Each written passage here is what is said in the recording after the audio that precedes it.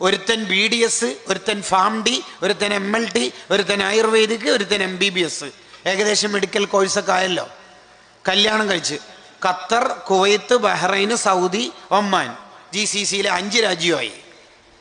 എല്ലാവരും with their wives, അവരുടെ ഭാര്യമാരൊന്നിച്ച് ഗൾഫിൽ.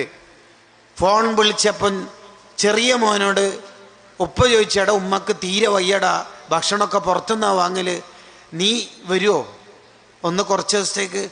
എനിക്കിപ്പോൾ ലീവില്ല. ഭാര്യ നാട്ടിലാണെങ്കിൽ ചെറുപ്പക്കാർ മിക്കവാറും വരും.